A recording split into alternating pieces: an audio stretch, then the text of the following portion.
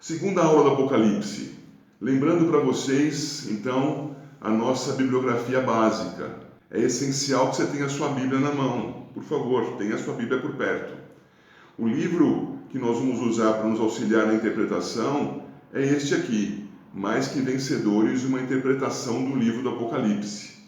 Claro que todos estes são muito bons e úteis, tá bom? Até outros muito bons e úteis. Esses são os que eu tenho. Você pode ter outro muito bom e que você deve utilizar também, tá bom? É preciso observar que nós temos uma postura, uma posição escatológica. Por isso que a gente vai trabalhar com aquele livro do Hendrickson, Mais que Vencedores. Recordando bem rapidamente o que a gente viu na semana passada, temos então dois modelos que nós apresentamos no nosso encontro, que ficou no vídeo da quarta-feira também, dois modelos de interpretação escatológica principais, digamos assim. Um modelo histórico, que vai trabalhar com o preterismo, com o futurismo e com o historicismo. O preterismo vai dizer: as profecias já se cumpriram. O futurismo vai dizer: as profecias ainda se cumprirão na história. E o historicismo diz: as profecias estão se cumprindo no intervalo entre a primeira e a segunda vindas do Senhor Jesus. Lembramos disso? Sigamos adiante. Vimos também esta outra perspectiva. Se a outra é fundada na realização histórica das profecias, esta aqui tem como referencial Apocalipse 20, quanto à profecia mencionando o milênio. Então temos os pré-milenistas, duas ramificações importantes, a histórica e a dispensacionalista, a perspectiva pós-milenista e a amilenista. Então, em resumo, Jesus Cristo é esperado para vir antes do milênio, perspectiva pré-milenista. Jesus Cristo é esperado para vir depois do milênio, perspectiva pós-milenista. Jesus Cristo vem porque o milênio já está acontecendo. O milênio não é literal de 1000 anos, mas é o intervalo de tempo entre as duas vindas do Senhor. Então, nesse sentido, nos assemelhamos com a perspectiva pós-milenista, exceto pela contagem de tempo, que não é cronológica, é uma figura de muito tempo, a ideia de 1000 anos. Ok, recuperando isso que vimos semana passada, seguindo então, vocês devem estar vendo na sua tela aí agora escrito paralelismo progressivo. Eu vou dar uma pinceladinha aqui no paralelismo progressivo para que vocês se localizem melhor em qual é a perspectiva escatológica e a perspectiva do Apocalipse que nós vamos estudar, tá, meus queridos? Então, o nome técnico dessa perspectiva é paralelismo progressivo. Vejamos, esses nomes aí, e esse é o slide que tem as menores letras do nosso encontro dessa manhã, esse slide mostra grandes autoridades da teologia dos últimos 2 séculos aproximadamente e que adotam esta posição, a do paralelismo progressivo. Certamente há outros nomes, outras pessoas cristãs com perspectivas diferentes, respeitáveis também. É que esses autores são para nós, cristãos reformados, muito significativos. Também, quando a gente fala do Warfield, nós estamos falando de um teólogo dos mais influentes desde o século XIX para cá. O Warfield influenciou um teólogo que eu admiro muito, que é o Cornelius Van Til, e que escreveu uma filosofia teológica importante com base nos escritos de Calvino e de Warfield. Isso, evidentemente, é a partir das Escrituras. Então, é um teólogo muito significativo. Até hoje, nos nossos seminários reformados, nós estudamos a teologia sistemática do Luiz Berkhof. O Martin Lloyd Jones tem um dos seus livros como base para os nossos estudos aqui. O William Hendrickson é o autor que nós vamos usar como base, vamos ter como base para os nossos estudos com Mais que Vencedores. O Anthony Huckman é um autor muito significativo que tem um estudo do Apocalipse, também muito respeitável, né? A Bíblia e o Futuro. O Simon Kistemaker é outro autor muito importante que nem consta aqui, o Leon Morris, enfim. Você tem muitos autores aqui pesquisar, e esses autores que eu coloco aqui são os que fundamentam os nossos estudos. O Anthony Huckman diz isso aqui no livro dele. Espero que você consiga me acompanhar a leitura. O sistema de interpretação do Apocalipse que me parece mais satisfatório, embora não sem dificuldades, isto é, embora também tenha suas dificuldades, é aquele conhecido como paralelismo progressivo, que foi habilmente defendido pelo William Hendrickson em Mais Que Vencedores, o seu comentário do Apocalipse. Então vejam, eu estou ancorado no Huckman, que recomenda o Hendrickson no livro que nós vamos estudar. Tá bem? Paralelismo progressivo. Eu vou adiante, de acordo com esta posição, vamos ver o que diz essa hipótese, né? De acordo com essa posição, o livro do Apocalipse consiste, presta atenção que isso faz toda a diferença agora, de 7 sessões que se desenrolam paralelamente, cada uma delas retratando a igreja e o mundo desde a época da primeira vinda de Cristo até o tempo da sua segunda vinda. Havendo tempo, vocês vão ver alguns esquemas disso. O lugar comum da interpretação do Apocalipse, irmãos, é que ele seja uma sequência histórica, embora prevista profeticamente, do capítulo 1 até o capítulo 22. Portanto, o que acontecer relacionado à profecia do capítulo 3 terá que ser muito anterior àquilo que acontecer no capítulo 20. Essa perspectiva de cumprimento sequencial não é a perspectiva do paralelismo progressivo. No paralelismo progressivo, nós temos o livro do Apocalipse dividido em, olha aqui a tela, 7 sessões que se desenrolam paralelamente. Então nós teremos vários blocos do livro que terão andamento simultâneo, segundo a previsão profética. Alguns vão dar mais progresso em umas áreas, outros em outras áreas, de modo que os paralelos vão apresentar entre si progresso.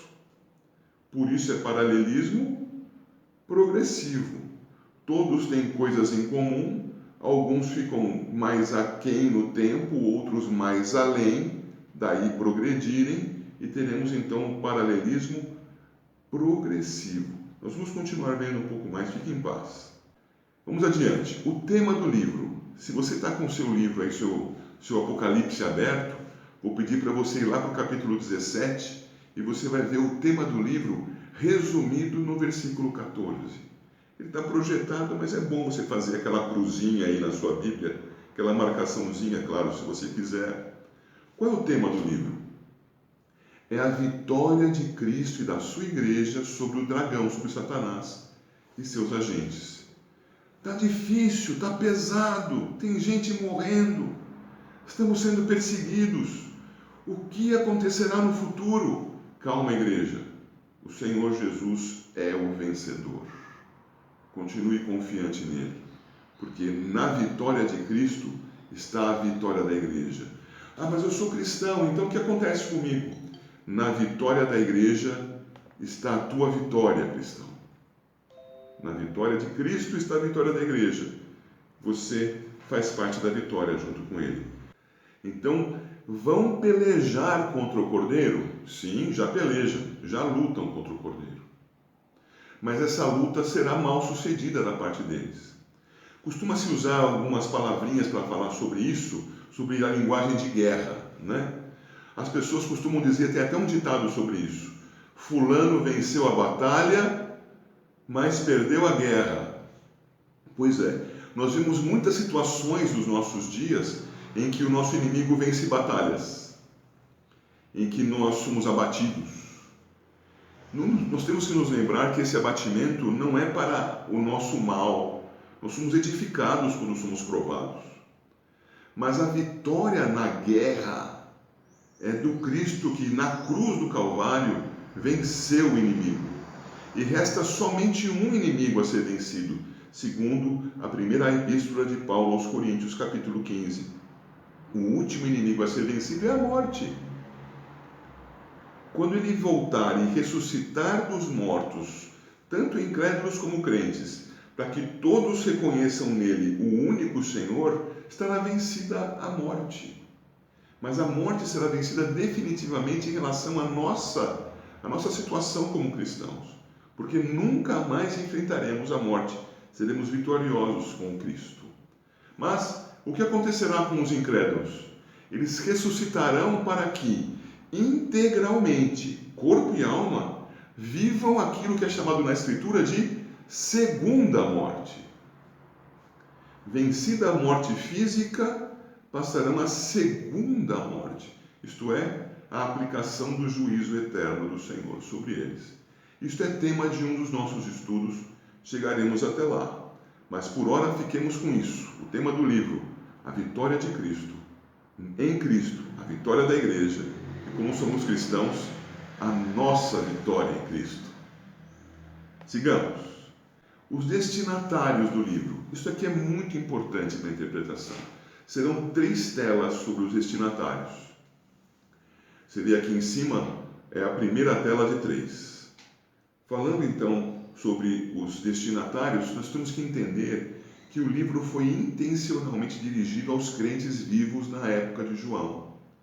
Veja só como seria estranho vocês receberem como igreja uma carta escrita pelo agora profeta Fernando. Olha que maravilha, hein? Estou agora continuando a escrever a Bíblia, coisa que não é possível mais, acabou a Bíblia, você sabe disso, já está completa. Mas eu escrevo uma carta para vocês, aos queridos irmãos da Igreja Presbiteriana de Santo André, e falo coisas que são impossíveis de vocês entenderem. Vocês olham a carta, leem e falam, ué, mas o que ele quer dizer com isso? Nada, não está falando com a gente. Quando João, inspirado por Deus, ainda na época em que a Bíblia estava sendo escrita, isso acabou, escreveu uma epístola, inspirada, repito, para as 7 igrejas, já veremos sobre 7 igrejas, ele escreveu coisas que aquelas pessoas entenderiam com sentido. Era consolo para aquela igreja de então. Era consolo para aqueles irmãos na perseguição em que viviam. Logo, nós temos que interpretar as Escrituras a partir daqueles que são os seus primeiros destinatários. Está claro isso? Você já viu então, o livro foi intencionalmente dirigido aos crentes da época de João, mas o livro também é dirigido a todos os crentes. Então eu preciso que agora você vá até o livro do Apocalipse e observe, por favor, que a carta foi escrita, veja o capítulo 1, versículo 3. Bem-aventurados aqueles que leem e aqueles que ouvem as palavras da profecia e guardam as coisas nela escritas, pois o tempo está próximo. Falou se isso aqui é para aquele tempo passado ou se é para tempo futuro? Não. É uma referência ampla a todos os que lerem e a todos os que ouvirem. Os verbos estão no presente. Aqueles que leem e aqueles que ouvem, seja lá quando isso acontecer. Mas há mais. Quando você começa a ver os capítulos 2 e 3, você vai perceber que há ali quantas igrejas apocalípticas? 7. E nós já ouvimos falar nisso no nosso último encontro, que 7 aponta para aquilo que é completo, para aquilo que é todo abrangente, seja lá qual for o aspecto abordado. Aqui o número de igrejas é 7. 7 então se refere às igrejas de então? Certamente. Mas 7 também aponta para as igrejas cristãs de todos os tempos. Então, a nossa compreensão, eu vou para a tela aqui com a parte em negrito. A compreensão atual depende do significado entregue aos seus primeiros destinatários. Mas a epístola, ou se você preferir, o livro de Apocalipse, é tão significativo no passado quanto é significativo no presente. Ele tem como objetivo consolar a igreja e como tema dizer que esse consolo está fundado na vitória de Cristo. Os crentes em Cristo serão perseguidos. Veja, isto não é uma situação de final dos tempos, como alguns imaginam, com os últimos 7 anos da 70ª semana das 70 de Daniel.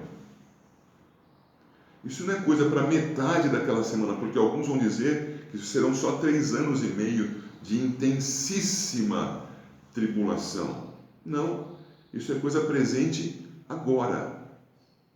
Os crentes em Cristo são perseguidos. Irmãos, todos quantos querem viver piedosamente em Cristo Jesus serão perseguidos? Mas quando isso? Sempre!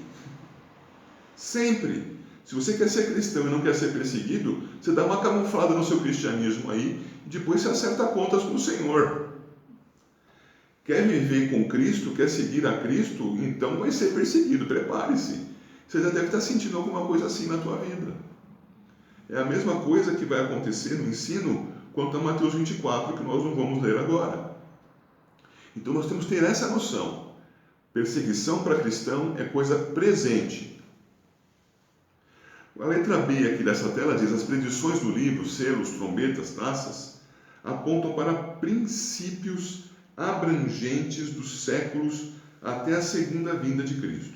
Nós vamos ver isso quando formos estudar, por exemplo, o capítulo 6 do livro do Apocalipse, em que há coisas ali descritas que estão acontecendo e que aconteceram nos séculos que nos precederam e que acontecerão no futuro.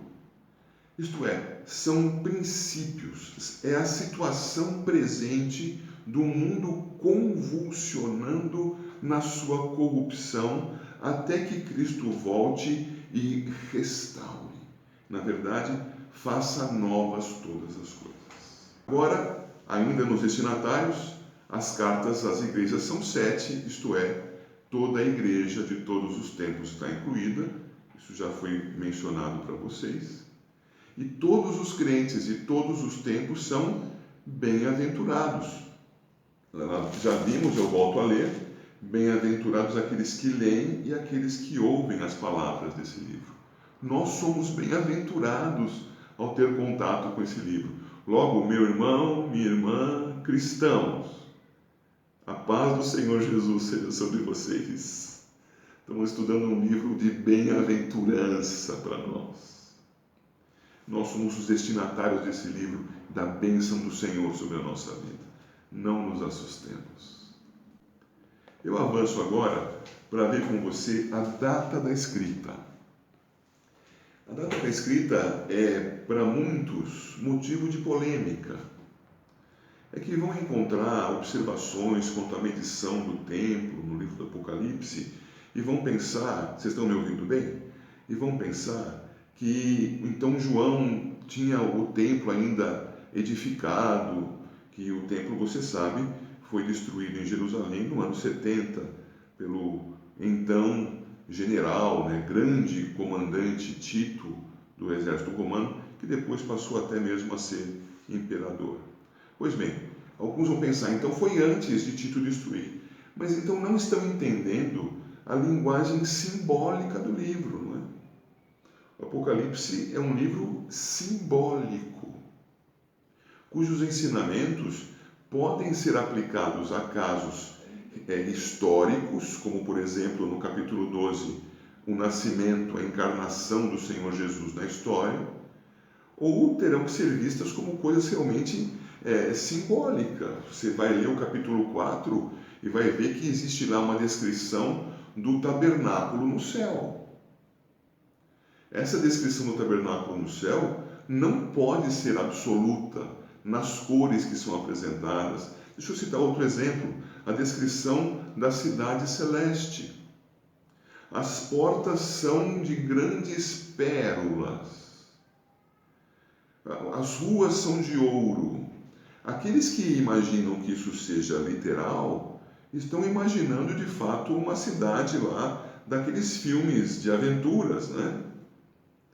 Na verdade, o que nós temos são grandes símbolos ali da preciosidade daquele lugar na presença de Deus.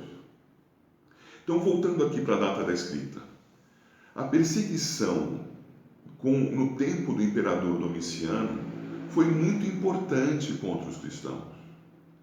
E ele tinha esta prática também, a do exílio.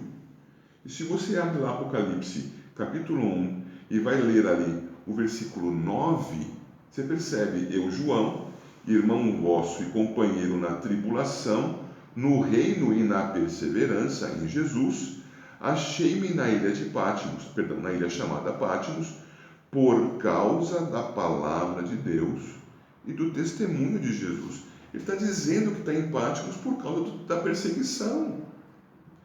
E essa perseguição com o Domiciano teve uma intensificação nesse período que está aí registrado para você na tela, 95 e 96, que bate muito bem com as expectativas daqueles estudiosos que veem no final do primeiro século a autoria dos escritos do apóstolo João. Aqui, o profeta João é o mesmo personagem com a função profética, não é? Apocalipse, um livro profético. Lá no Evangelho, o mesmo João é o evangelista João. É a mesma pessoa exercendo funções diferentes no meio da igreja. Terminamos aqui esse nosso segundo estudo do livro do Apocalipse. No próximo, se Deus quiser, nós vamos estudar a análise geral do livro, sobre o símbolo do 7 e as grandes divisões de todo o livro do Apocalipse. Se Deus quiser, a gente se encontra no próximo estudo, então. Até lá!